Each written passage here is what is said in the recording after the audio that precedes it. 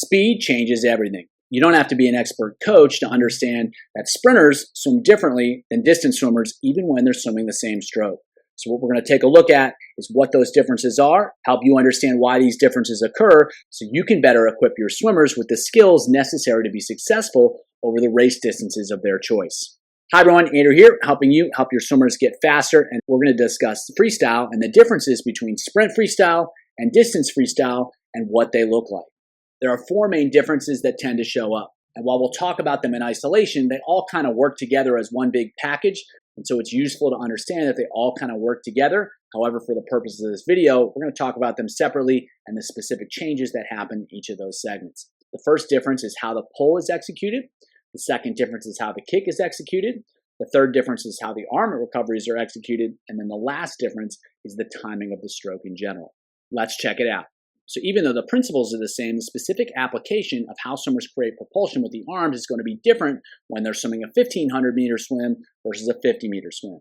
So if we watch here, what distance swimmers tend to do, and again, there are exceptions, we're going to just follow the general rule here, is that they set up the stroke early. They create a really high elbow. They get that forearm facing backwards as early as they can, and they kind of pull straight back, and they're not very deep in the back of the stroke. So what they do here is they get a really good position early, a really high position early, and then they pull straight back, and they exit the water without getting particularly deep through the pull.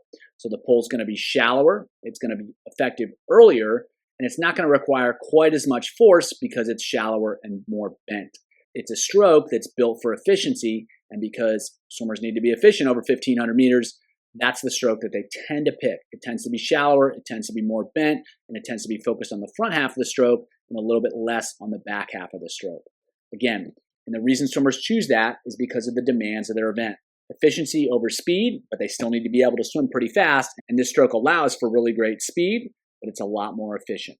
In contrast, our sprinters are a lot more focused on speed rather than efficiency. And so what we'll see here is there's no hesitation in the front of the stroke like we saw with the distance swimmer, and the arm is going to get a little bit deeper, and he's not going to get quite the same orientation of the arm facing backwards early in the stroke. But what you watch here is it gets much deeper, and he holds that position through the back of the stroke a lot longer. So if we watch this right arm here, see how deep it is and see how long it's staying deep. He's keeping that in that position a lot longer. And so this allows him to take faster strokes. It allows him to hold a lot of water in the back of the stroke where he can really move the arms fast. And he doesn't have to take his time to set up the stroke. So maybe he loses a little bit in the front, but he makes up for it a lot in the back. And again, because the arms are going to be deeper, that's going to create more force, but it's going to require more energy. However, he's only swimming for 20-something seconds, and so he doesn't care about how much energy it takes. He only cares about how fast it allows him to go. So because there's different demands, we have different strategies. Principles are still the same: big surface area, long range of motion, and acceleration, but they show up in different ways. Here, he's not wasting any time. He's not getting into a perfect position. He's getting in a good enough position. And then in the back of the stroke, he's going to hold a ton of water and be really effective holding throughout the entire stroke. And that's going to allow him to create more speed and do so in a way that can be performed at a higher stroke rate. So different strategy based upon different demands. Now, when it comes to kicking, what you'll see here is a lot less of an aggressive kick. He's kind of using a two-beat kick with some little flutters in between. It's a lot less aggressive than what you see in a sprint. And the reason is the legs use a ton of energy, but they don't create a ton of speed, especially relative to the upper body. And so while they matter, while they contribute, it's not as efficient use of energy than focusing on the arms. The sprinter, of course, doesn't care about efficiency, so he's going to use the legs as much as possible. Another thing is that the pull tends to make the hips sink. And so in the beginning of the pull, swimmers press down, that tends to sink the hips. And so the kick can counteract that a little bit. However, in distance swimming, the stroke frequency is a lot less. And so the kick frequency can be less because it doesn't have to counteract as frequent of an arm pull, which it doesn't have as frequent of its leg sinking effect. So for all those reasons, swimmers can be a lot less aggressive with the kick. And even swimmers that do kick more consistently, that do have a 6-beat kick, it tends to be a lot smoother than you would see in a sprint.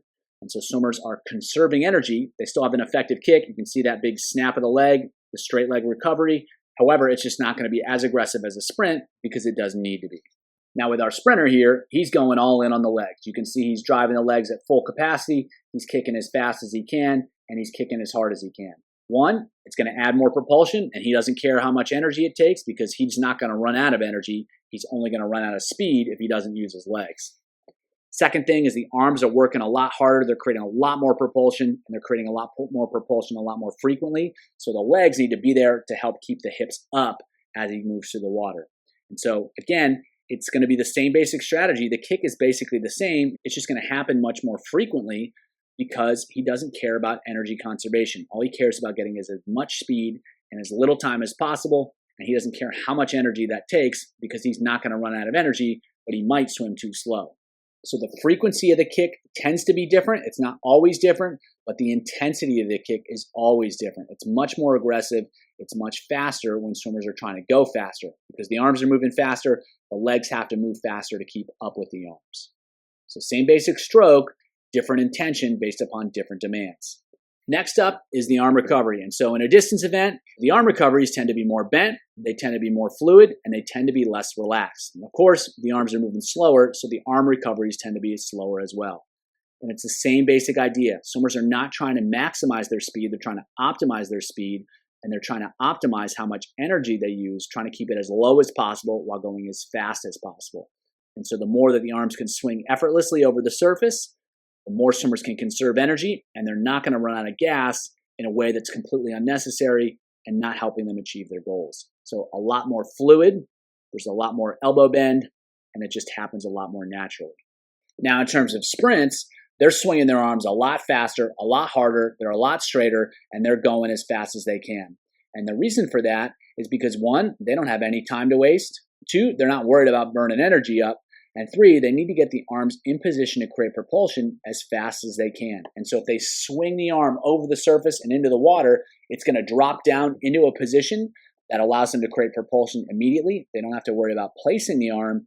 They can just swing it into position, and that allows them to be in position to create a really effective pull. And so this is one of those examples where all the parts of the stroke start to add up and interact, because if swimmers swing their arm faster, they can get into position faster. And again, it's all about maximizing speed as opposed to maximizing efficiency.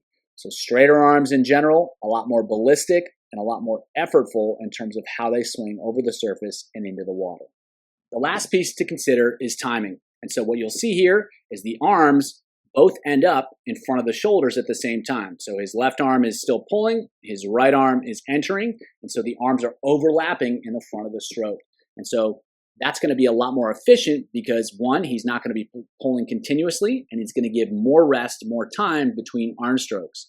So he's going to be pulling right here on the left arm, and he's not going to start pulling until right there on the right arm. So there's more space in between the strokes. It allows for more efficiency. It allows for more sustained speed, and that allows them to create speed for longer periods of time and ultimately hold their speed for longer periods of time.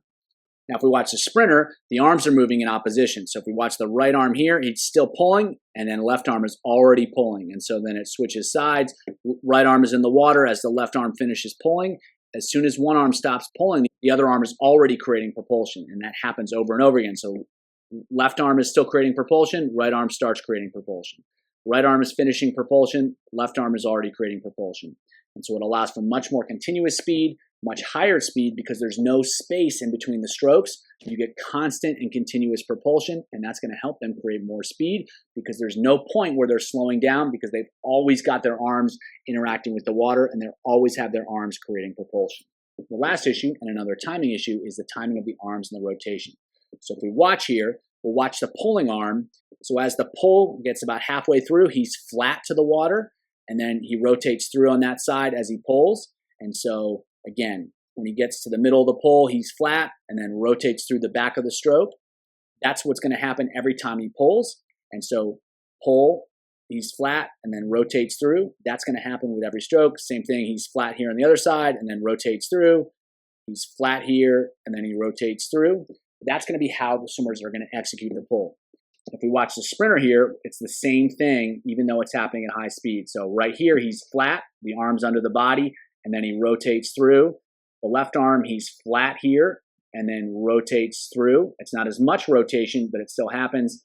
Flat right there, and then rotates through, and then flat right there, and then rotates through. So the timing of the pull itself doesn't change when swimmers are going really fast and really slow.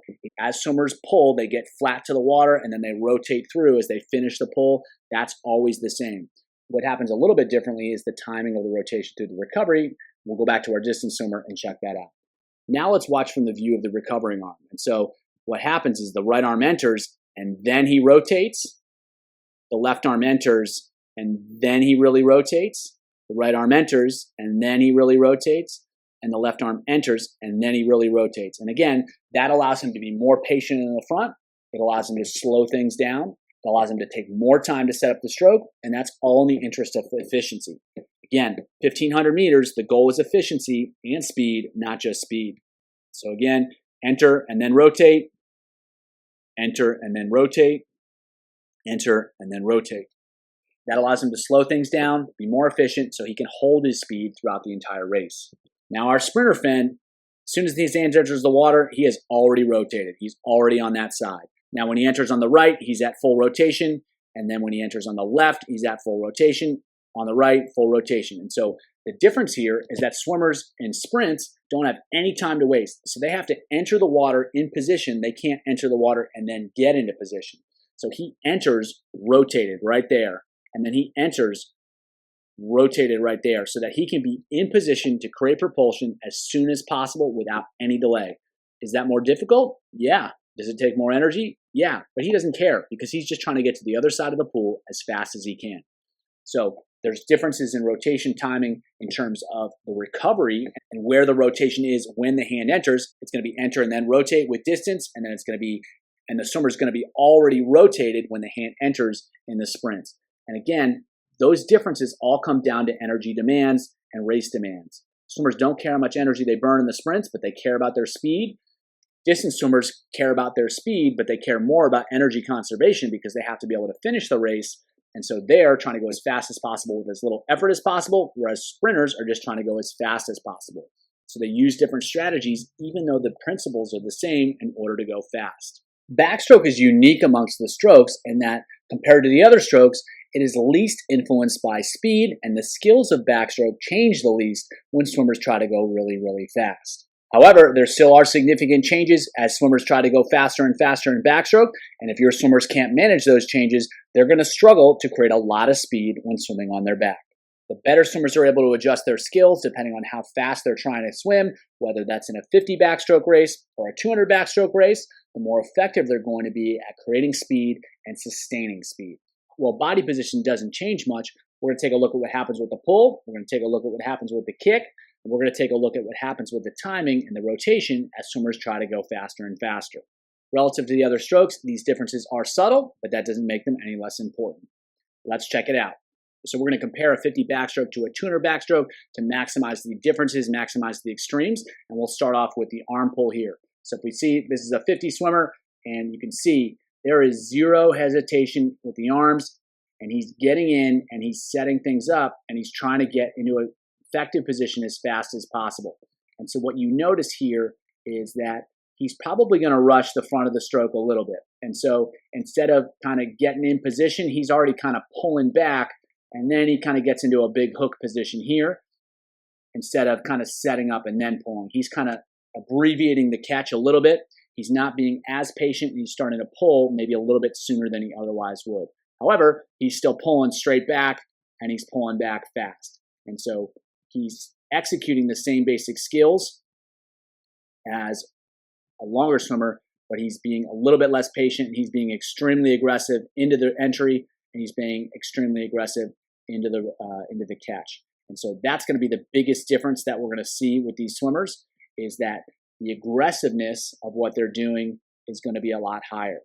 And they're not going to be patient, and they're going to get on it right away, and they're going to pull really hard and really fast. Now, in contrast, this swimmer is going to set up the stroke a little bit more patiently. You can see she gets into a better position, and then she starts pulling back. But still, she's pulling back pretty directly. She's pulling back pretty straight, and it's the same thing as our sprinter. She's not hesitating upon entry. She's getting into it right away. However, there's not the aggressiveness. There's not the same urgency that we had with the sprinter. And the sprinter had a higher stroke rate, and that's a result of the shorter distance and that more aggression. we'll see the same basic skills here. She's getting right into the stroke. She's not taking any time. She's keeping everything moving. There's just lacks the aggressiveness that we saw in the 50-meter race. And that's going to be the key difference here. But the pull itself is going to be direct. It's going to be straight back, and it's going to be effective. Now, when it comes to the kick, we're going to see a 6-beat kick that maintains the same timing and same connection with the upper body. The difference is those legs are working. Those legs are working real hard, trying to go real fast. And so there's no conservation of energy. It's an all-out effort, and that's going to be reflected in the kick. So the kick itself is more or less the same. It's just happening really fast and really frequently so that swimmers can create as much propulsion as possible and as little time as possible to create as much speed as possible. He's not worried about saving energy. He's only got to swim for 25 seconds, so he's going to put all his gas into the legs and try to create as much speed as he can from the legs. If we go back to our 200 swimmer, you can see she's still got a strong 6-beat kick. She's keeping the legs moving. There's no pause. There's no hesitation. She's working the legs hard. But again, there's not the same intensity. There's not the same urgency. There's not the same rate that we had in the 50 swimmer. And so again, the skills aren't that much different. It's just a little bit more controlled. There's a little bit less urgency, and she's going to get a little bit more out of each kick as opposed to trying to maximize the rate of each kick. And that's going to be more sustainable. And again, over 200 meters, it's not about going as fast as possible. It's just going as fast as possible in a sustainable way as possible. And that creates a different outcome than just trying to sprint from one side of the pool to the other. And the less intense kick is going to match the less intense stroke rate. So if there's going to be a 6-beat kick in both cases, and in one case the stroke rate's going to be higher, that kick rate's going to be higher. And if the stroke rate's lower, as in the case of this swimmer here, the kick rate's going to be lower. However, the timing is still the same. There's still 6 kicks per cycle. It's just not going to happen as fast as we saw in the 50-meter swim. So when it comes to rotation and timing, what we'll see here is that the arms are moving in relative opposition. So you can see that the arm is finishing here and getting ready for the recovery, just as the other arm has entered. We'll see that on the opposite side here. The arm enters as the other arm finishes. And again, the one arm enters as the other arm finishes. So the arms are going to be moving in opposition, and that's going to allow the swimmer to maintain as much consistent propulsion as possible because one arm is always working on the water, one arm's always creating propulsion. As soon as the other arm stops, the other arm is ready to go. And that allows them to maintain higher speeds and more continuous speeds. And as we'll see, that's going to be relatively consistent between the 50 and the 200-meter swimmer. The one difference we will see is this swimmer is not going to be rotating quite as much, and that's going to be a reflection of the higher stroke rate. And so in order to move the arms faster, in order to get through the stroke cycle faster, he's going to have to be a little bit flatter because if he rotates too much, it's just going to take too much time, and that's going to prevent him from maintaining a high rate and maintaining as high a speed as possible. So we watch here as one stroke finishes right there, the other arm enters, and we've got the opposition timing, which is the same across the 50-meter and the 200-meter races. And that's in stark contrast to freestyle, where the arms move in relative opposition like we see here in the sprints, but there's an overlap timing where both arms end up in the front of the stroke during distance swims. And so you're not going to see a difference much between the backstrokers in terms of their timing. So again, just like our sprinter, arm finishes, arm enters. And we'll see that on the same side here. Arm enters, arm finishes at the same time. And so the arms are moving in opposition, which is going to be the same whether they're swimming a 50 or a 200. However, we'll see here, you can see she's going to have a little bit more rotation. I understand the angles aren't quite the same, but she's rotating a little bit more just because she's got a little bit more time to make that happen. Where our 50 backstroke was pretty flat to the water, this swimmer is going to be able to get a little bit more rotation, but the timing is still the same. And the reason she's able to get a little bit more rotation is she just got a little bit slower stroke rate because she's not trying to move the arms as fast. That gives her a little bit more time to get a little bit more rotation. But again, more is not better. She just has the freedom because she has the time to make it happen. So relative to the other strokes, backstroke skills don't change very much. Swimmers are going to maintain the same kick. They're going to maintain the same kick timing. They're going to maintain the same arm pull. They're going to maintain the same arm timing. What changes is that everything just happens faster. Backstrokers are going to move the arms faster, and that's going to require a faster kick.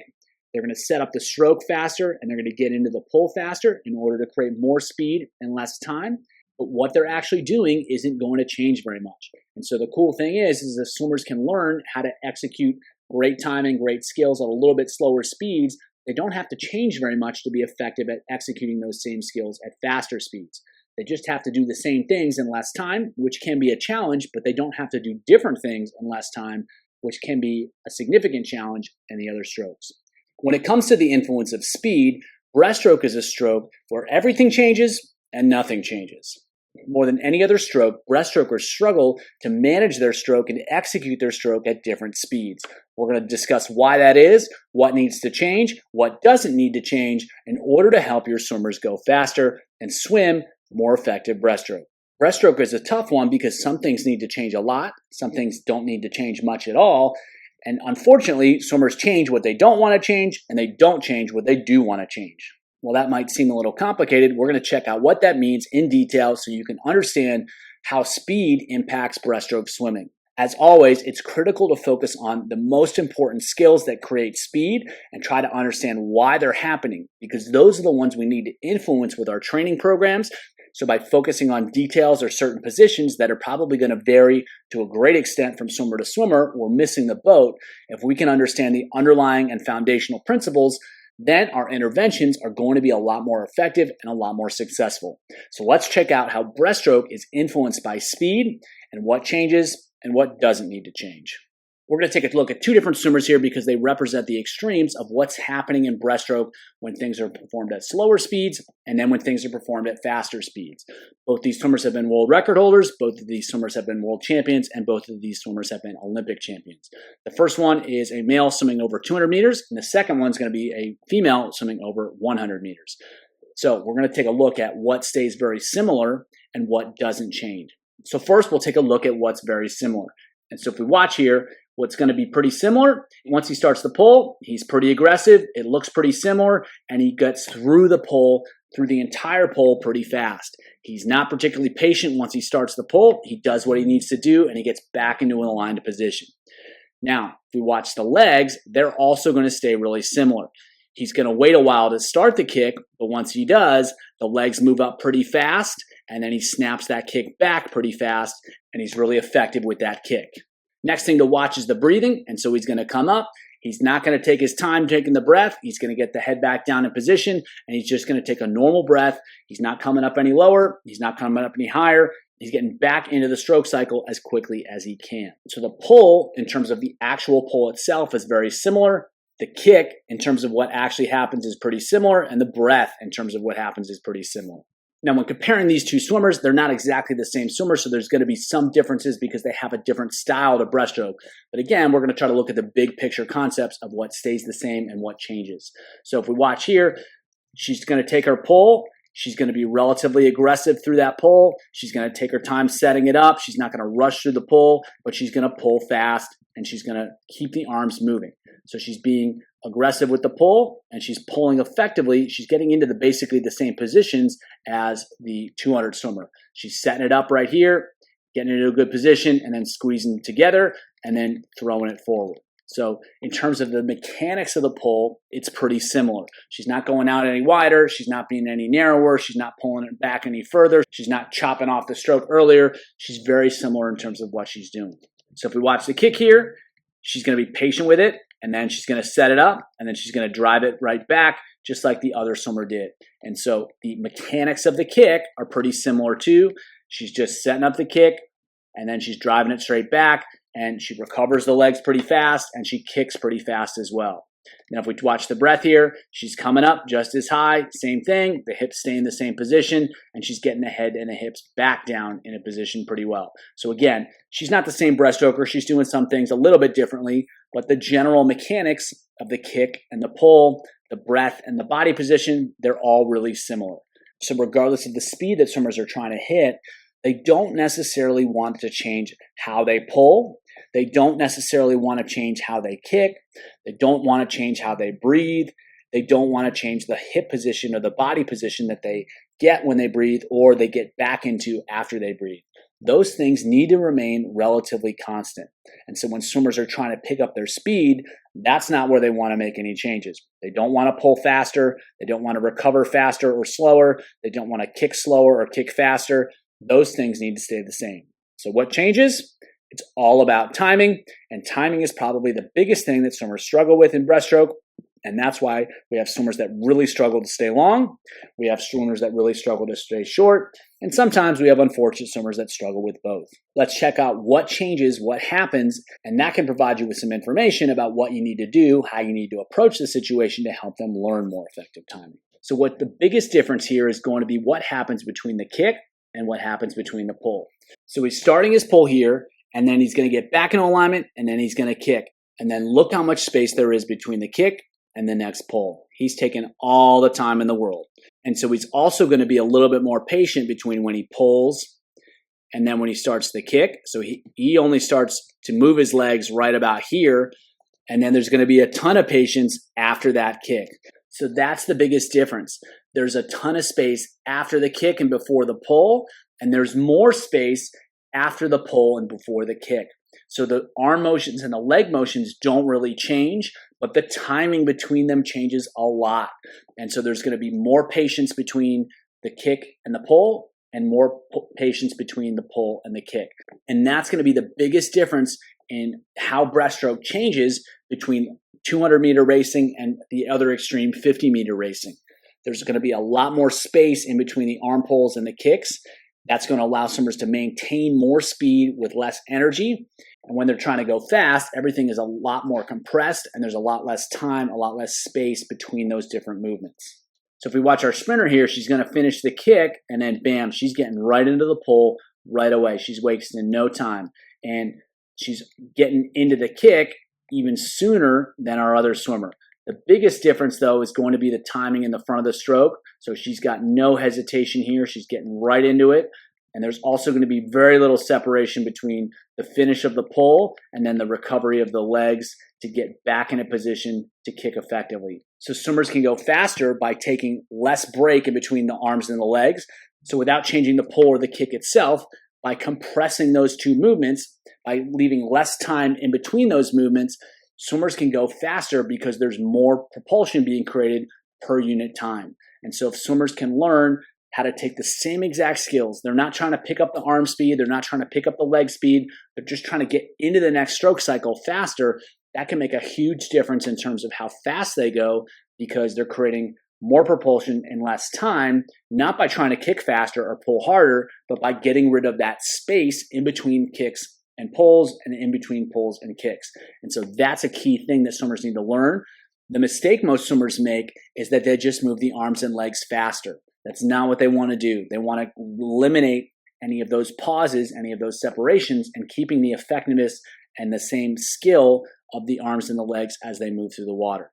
So if swimmers can figure out how to do that, they're going to be a lot more effective at swimming longer distances because they'll be able to be more efficient, and they'll be more effective at swimming shorter distances because they're going to be able to create more speed. How does speed influence skill? And how do strokes change when swimmers change how fast they're swimming? We've talked about freestyle, we've talked about backstroke, we've talked about breaststroke, and now we're going to talk about butterfly. Of all the strokes, the influence of speed on butterfly is going to be the most subtle, mostly because it's pretty difficult to swim butterfly slow. But that doesn't mean there aren't important differences that tend to show up. We're focusing on learning to see the key skills in swimming. Specifically, we're looking at how speed influences what swimmers do and the strategies they use. It's really important to understand these concepts because the more we can understand what's happening and what changes, the simpler and the easier it's going to be to design effective strategies and effective sets that ultimately help swimmers learn these skills. Let's check out how butterfly changes as speed changes.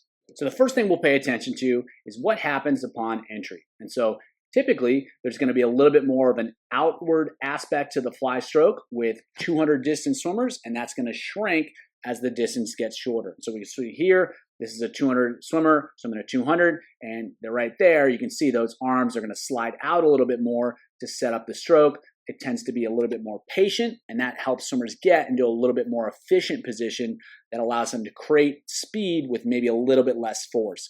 And so you can see here, the hands are sliding out to set up the stroke, and that tends to happen a little bit more over 200 distances as compared to sprints. We can see the same thing here with the swimmer. So setting it up, getting wider, and then coming back in. So again, a little bit more of a lateral motion in the beginning of the stroke tends to set things up in a way that allows swimmers to create propulsion with maybe a little bit less force, and they also have more time to make it happen. And then shifting to 100 distance, you can see there's going to be less lateral motion and there's less hesitation. This swimmer is kind of getting right on it right from the start, and there's not going to be much, if any, outward motion to the hands in the beginning of the stroke. So getting right on it and then starting to pull right away, as opposed to being patient and opposed to setting up the stroke a little bit wider. The swimmer's going to get on it, enter right where she wants to be, and then get right into the stroke right from the beginning. And that's going to be a product of trying to go faster. They simply have less time. They can't waste time either setting up the stroke or getting into the stroke. They've got to get right on it, and they want to get water moving backwards as soon as they can. Then taking to the extreme, this is over 50 butterfly, and this swimmer does not even contest 100 butterfly. And you can see that there's no lateral motion whatsoever. He's getting right in, right on it, right away. He's not even bending the elbows a little bit. He's just letting it rip, and he's going for maximum power in the least amount of time. And so this is not going to be a sustainable stroke, but it's one that can create a lot of speed and not a lot of time. And that's in contrast to the first stroke we watched, the 200 stroke. They're going to sacrifice a little bit of speed, but they're going to get a little bit more efficiency. Here, we're sacrificing efficiency in the hopes to create more speed and less time. So again, getting on it right away, no hesitation, no lateral motion. It's all direct, it's all coming straight back, and it's trying to create as much propulsion as possible in as little time as possible. So the next aspect we'll take a look at is the amount of undulation that's present in the stroke. And again, these are subtleties. The difference between a 200 butterfly and a 100 butterfly and a 50 butterfly aren't that significant, but they are relevant. And so we're looking for general trends. There's going to be some swimmers that don't display these things. There's other swimmers that exaggerate these things. Again, it's looking for the general trend, the general concept of how things change, and then you can adapt that to your specific swimmers. So again, because one, undulation is going to allow for maybe a little bit of energy saving as long as it's appropriate. The trade-off, though, is that it takes more time, but in a 200 event, that might be a trade-off that's worth making. The stroke rate's going to be slightly slower, so swimmers can undulate a little bit more, and compared to a 50, the stroke rate's going to be a lot higher. They don't have time to do it. They have to do what they have to do in order to get the arms out of the water, but they're not going to exaggerate it.